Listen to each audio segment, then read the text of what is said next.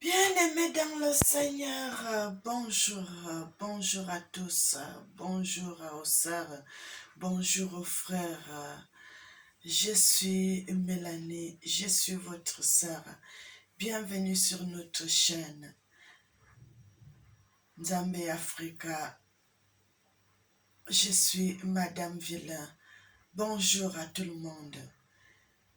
Frères et sœurs, nous allons prier. Éternel Papa, je te loue, je te magnifie, je t'exalte. Père éternel, Papa, tu es le seul vrai Dieu, tu es l'unique. En dehors de toi, il n'y en a point d'autre Dieu. C'est toi seul qui donne la force, c'est toi seul qui soutient tes enfants. C'est toi seul qui nous protège. Sois béni, sois magnifié. Amen. Bien-aimé, le Seigneur est bon. Le Seigneur m'avait révélé et il m'a dit de partager cela avec vous. Vous savez, lorsque le Christ était sur terre, il a guéri les malades, il a ressuscité les morts, il a guéri les paralytiques, il a guéri tout ce qui était d'infirmité. Il n'y a rien qu'il avait dépassé parce qu'il marchait selon la volonté de Dieu, parce qu'il n'y avait rien d'impur sur lui. Il n'y avait rien d'impur. Parce qu'il respectait la volonté de Dieu, il respectait la loi de Dieu, il respectait les Écritures. Frères et sœurs, le Seigneur nous appelle à la repentance. Si nous commençons à se repentir, vous allez voir que nous serons des vrais adorateurs que le Père demande. Il dit, il voudrait que nous soyons les adorateurs, que nous puissions l'adorer en esprit et en vérité. Ce n'est pas seulement d'aller dans une église, d'aller adorer Dieu, c'est dans toute ta vie. Tu deviens un adorateur, que tu fais l'œuvre de Dieu en vérité, tu fais de bonnes œuvres, tu fais tout ce que Dieu veut, que ça soit meilleur. C'est ça le Seigneur demande, les adorateurs que le Père demande.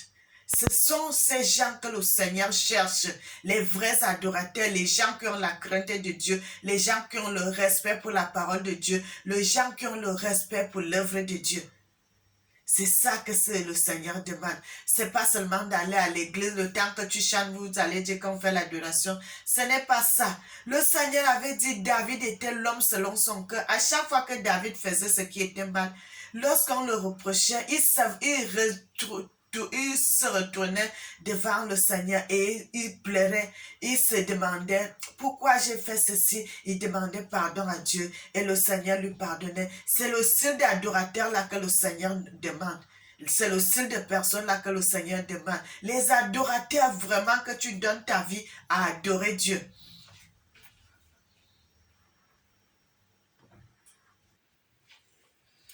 Jésus a dit, moi et ma maison, nous servirons l'Éternel. C'est pas seulement de servir l'Éternel un petit moment, après tu reviens, tu commences à faire ce qui est mauvais, et lorsque tu vas aller à l'église, tu recommences à servir Dieu. Ce n'est pas ce que le Seigneur demande, frères et sœurs. Ce n'est pas la vie que le Seigneur demande pour ses enfants. Le Seigneur voudrait que nous soyons des vrais adorateurs, que dans ta maison, tu es un adorateur, à l'église, tu es un adorateur, au travail, tu es un adorateur. C'est ce que le Seigneur demande, que nous puissions être. Bien-aimés, notre Dieu est bon, notre Dieu est vraiment un Dieu bon. Le Seigneur révèle des mystères cachés que nous ne connaissons pas. Et il dit ce qui est caché pour lui et ce qui est révélé est pour nous, frères et sœurs. Quand vous allez dans le livre de Jérémie 33, à partir du verset 3, il dit, invoque-moi, je te répondrai, je te montrerai des mystères cachés que tu ne connais pas. Pourquoi j'avais arrêté d'aller dans les églises? Je n'avais pas arrêté de moi-même. Chaque fois que j'allais dans cette église, je commençais à aller là-bas, le Seigneur va me dire, quitte dans cette église. Je ne suis pas là. Je suis allée dans plus de 5 églises avant que j'arrête vraiment de rester à la maison. Le Seigneur, je commence là-bas, le Seigneur me dit non, je ne suis pas dans cette église. Je quitte, je vais là-bas, je ne suis pas là-bas. Je quitte là-bas, je vais dans une autre, je ne suis pas là-bas. La dernière église, j'ai dit, Seigneur, tu ne veux plus que j'aille dans les églises. Montre-moi pourquoi tu ne veux pas que j'aille dans les églises. C'est là où le Seigneur avait commencé à me montrer. J'avais déjà dit ça dans des précédentes vidéos. Et le Seigneur me montrait ce qui se passait. À partir de là, j'ai arrêté. Le Seigneur m'a dit, je voudrais que tu parles pour moi. En vérité, en vérité, en vérité, frères et sœurs, le Seigneur nous appelle à la repentance. Le Seigneur dit, un seul commandement dépasse tous les commandements. L'amour. Aime ton prochain comme toi-même. Aime ton prochain comme toi-même. Si tu commences à aimer ton frère comme toi-même, c'est là où tout va changer dans ta vie. Tu deviens vraiment un adorateur parce que tu ne verras plus le mal que l'autre fait. La Bible dit, l'amour couvre une multitude de péchés. Tu vas cacher ce que le frère fait de mauvais parce que tu vas l'aimer comme toi-même. Bien-aimé, le Seigneur m'avait révélé quelque chose ce matin-ci à 5h56. Le Seigneur m'a dit, tu sais pourquoi dans les églises, lorsque les gens prient sur les malades ne sont pas guéris. Les gens qui vont là-bas, ils ont des problèmes. Les gens retournent dans la maison avec leurs problèmes. Parfois même, ils retournent avec plus de problèmes qu'ils sont partis avec. Le Seigneur me dit, tu sais pourquoi? Parce que les pasteurs d'abord, ils se sont mis à faire des choses qui n'honorent pas Dieu. Frères et sœurs, lorsque quelqu'un est malade et il y a un esprit impur qui parle sur quelqu'un, vous allez voir, un pasteur commence à converser avec cet esprit. Il dit, sors de ce corps. Il dit, je ne sors pas. Il va demander à la personne, tu es qui? Qui est dans ce corps? Comment tu t'appelles? Comment ceci? Bien-aimé, le Seigneur dit qu'il en a horreur. Le Seigneur ne veut pas ces choses comme ça. Pourquoi Jésus menaçait souvent les esprits quand il est devant quelqu'un qui est possédé? Il menaçait la personne, l'esprit de ne pas parler. Tous ces esprits connaissaient le Christ. Ils connaissaient notre Jésus. Mais il ne voulait pas. Il les menaçait de ne pas parler de cette terre. Parce que tu ne peux pas converser avec les démons. Tu ne peux pas converser avec les démons. Le Seigneur dit, quand vous faites cela, c'est la nécromancie. Ça, c'est les esprits de mort, les esprits impurs, les esprits sataniques. Vous conversez avec les démons. Le Seigneur a dit qu'il en a horreur. Il en a horreur de tout ceci. C'est pour cela que vous allez voir ce pasteur-là. Il devient... toute sa puissance, il perd toute sa puissance. Parce que quand il est là en train de parler avec le diable, le démon qui est dans la personne, ce démon-là en train de prendre tout ce que le pasteur a comme énergie. Le pasteur devient rien. C'est pour cela que vous allez voir le signe de pasteur là, il voit dans son église. Il prie sur les malades ne sont pas guéris. Tous les gens ont des problèmes, ainsi de suite. Vous allez voir ces gens de pasteurs qui vont aller se lier avec les gens des sectes pour commencer à prendre la puissance là-bas et venir avec les démons pour prier avec ces démons-là. L'église soit croire disant que c'est l'Esprit de Dieu qui agit. Parce qu'il a perdu son énergie qu'il avait. Un pasteur qui commence à prier sur les malades et que les démons commencent à parler, menace ces démons de ne plus parler. Lorsqu'il converse avec ces démons sont en train le diable utilise ces démons pour tirer toute l'énergie du pasteur. Même les gens qui sont tout autour, ils sont là, ils sont en connexion avec le diable. Et il est en train de tirer l'énergie, il est en train de tirer la puissance, le don que Dieu a donné au pasteur. C'est pour cela que vous allez voir les pasteurs là sont nuls, ils n'ont rien. Ils n'ont rien. Un pasteur qui est seulement le pasteur, il n'y a rien comme énergie. Il ne peut pas prier sur les malades et que les malades sont guéris. Rien du tout. Comme le pasteur là va voir qu'il n'a rien. C'est pour cela que vous allez voir le pasteur là va aller dans les sectes encore pour aller prendre les démons qui sont là-bas et il va s'investir de ces démons qui vont commencer à travailler ensemble. Et ça là, vous allez voir ce pasteur. Il prie sur les malades sont guéris. alors que ce n'est pas la puissance de Dieu, c'est la puissance du diable. Alors que cet homme, il avait la puissance de Dieu en lui, mais le fait qu'il s'est mis à converser avec les démons, avec l'esprit impur qui était chez la personne, le diable a tiré tout ce qu'il avait comme énergie en lui, il est resté vide. Il est resté vide. Il est resté vide. Le Seigneur m'a révélé cela. Il me dit, vous voyez, c'est pour cela, vous voyez des églises sont remplies. Les gens, il y a les malades, il y a les boiteux, il y a les paralytiques, il y a tous ces gens qui sont malades et qui sont possédés, mais ils sont dans ces églises. Ils ne sont pas guéris. C'est à cause de ça. Parce que les pasteurs commencent à converser avec les démons. Ils font la nécromancie à l'église. Le Seigneur dit, tous ces gens qui font des choses comme ça, il les a rejetés. Il les a rejetés parce que là, c'est le ministère de Dieu. La place où vous êtes là, c'est le mystère de Dieu que vous êtes en train de faire. Quand vous commencez déjà à converser avec les démons, l'Esprit de Dieu quitte sur le pasteur. L'Esprit de Dieu quitte sur le pasteur. Le Seigneur libère le pasteur, donc le diable peut faire tout ce qu'il peut faire avec le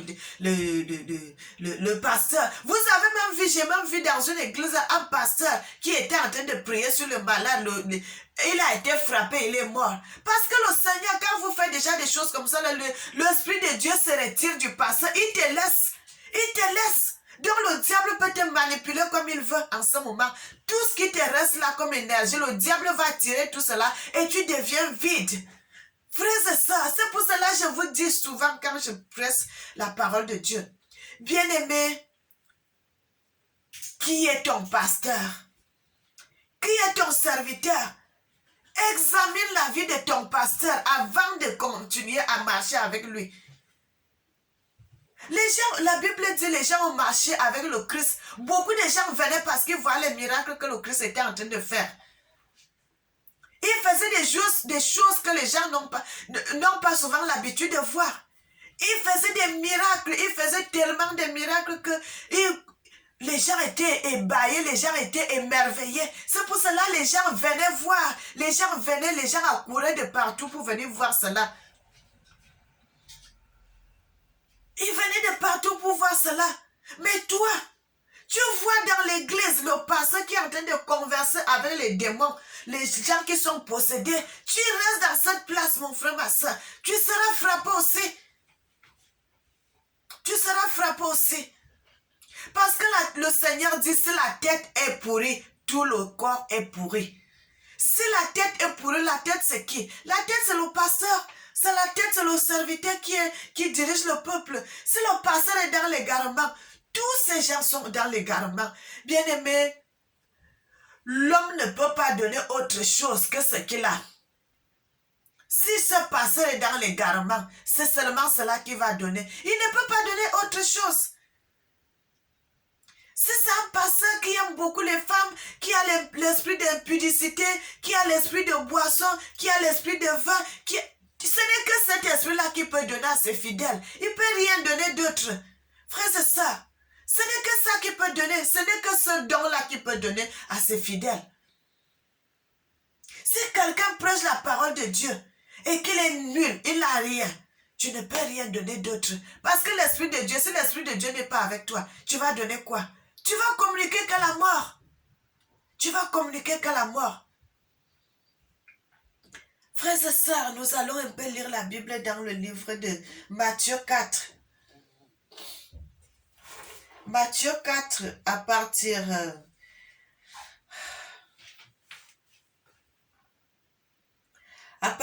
du verset... à partir du verset 23. On dit, Jésus parcourait toute la Galilée enseignant dans les synagogues, prêchant la bonne nouvelle du royaume et guérissait toute maladie et toute infirmité parmi le peuple. Sa renommée se répandit dans toute la Syrie et tout.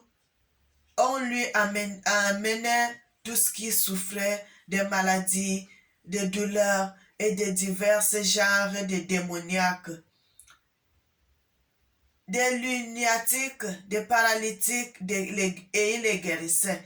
Une grande foule le suivit et la Galilée, de la Décapole, de Jérusalem et de la Judée et d'au-delà du Jourdain.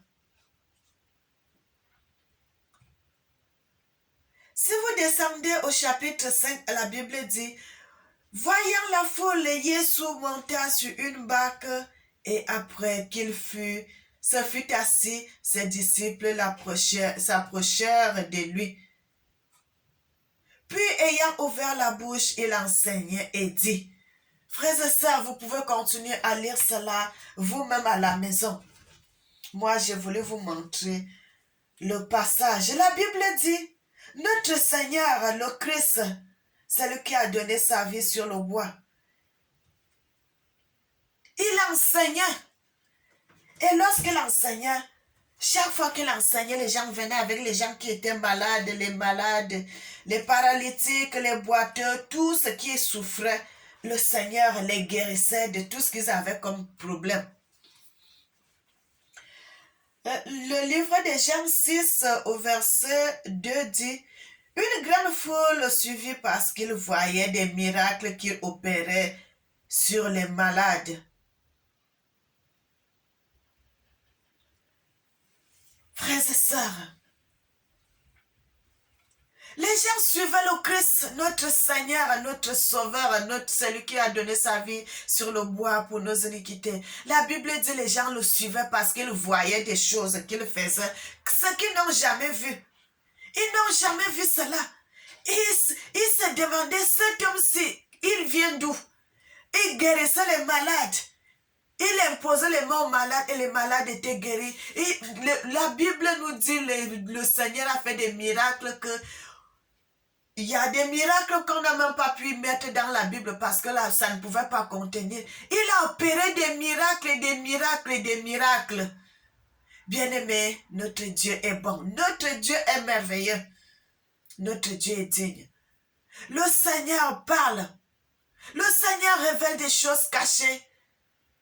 Cela était caché, les gens ne savaient pas que quand le pasteur fait cela, c'est une abomination. Mais le Seigneur m'a révélé que cela n'était pas bon. Que les pasteurs qui faisaient des choses comme ça, là, qu'ils arrêtent de faire ça. Le Seigneur dit, ce moment, c'est le moment de la justice, mon frère, ma soeur. Tu vas aller rester dans une église pareille, tu seras frappé. Le Seigneur dit, 2023, si a commencé par la justice, frères et sœurs. Par la justice, Dieu commence à juger le monde. Non seulement le monde, tous ces gens qui font du mal, le Seigneur les juge. N'aie pas entrer dans une place qui n'est pas la tienne.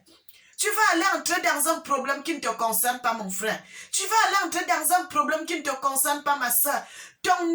Votre pasteur fait des choses qui ne plaisent pas à Dieu et vous êtes là, vous regardez, vous ne dites rien. Ça, c'est la nécromancie. Un pasteur qui est là, qui parle avec les démons. Quelqu'un qui est possédé, les esprits parlent en lui. Le pasteur aussi a le micro, il parle.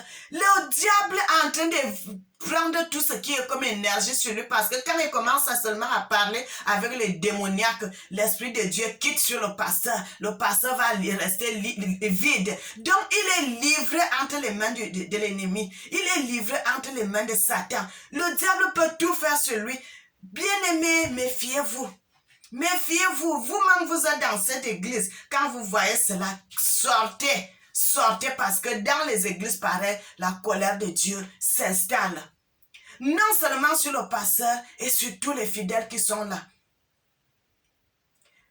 Frères et sœurs, le Seigneur m'a révélé cela et m'a dit de partager cela avec son peuple. Méfiez-vous de tels pasteurs. Quelqu'un qui est là, qu'il voit quelqu'un qui est possédé, il commence à parler avec les démoniaques. Sortez de ces endroits. Ce pasteur-là, il n'est plus sur le chemin de Dieu.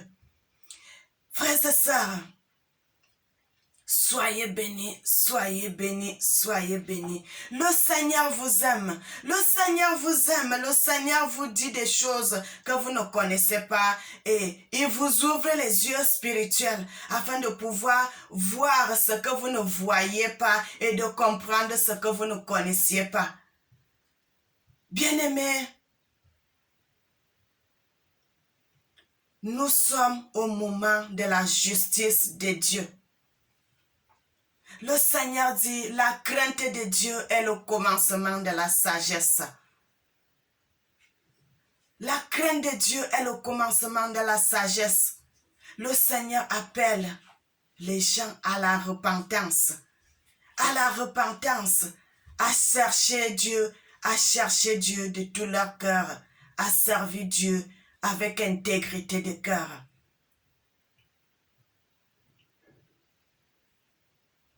Le Seigneur ne va plus laisser les choses qui se passaient à l'époque. C'était le temps de la grâce. Cette fois-ci, nous sommes au temps de la justice. N'allez pas porter le fardeau d'autrui. N'allez pas porter un fardeau qui va vous dépasser à porter. Le Seigneur vous appelle à la repentance. Les gens qui font des choses comme ça, repentez-vous sincèrement. Et le Seigneur va vous pardonner. Bien-aimés, n'oubliez jamais que le Seigneur vous aime. N'oubliez jamais que le Seigneur vous aime. Nous allons prier. Éternel Papa, tu es notre Dieu. Nous t'aimons. Tu nous as aimés le premier. Tu es le seul vrai Dieu. En dehors de toi, il n'y en a pas. J'ai cherché partout, je n'ai pas trouvé. Je n'ai pas trouvé un autre Dieu comme toi. Tu es le seul et tu restes l'unique Dieu. Le seul vrai Dieu dans la surface de la terre. Sois béni, sois magnifié, que l'honneur te revienne, que la gloire te revienne. Amen.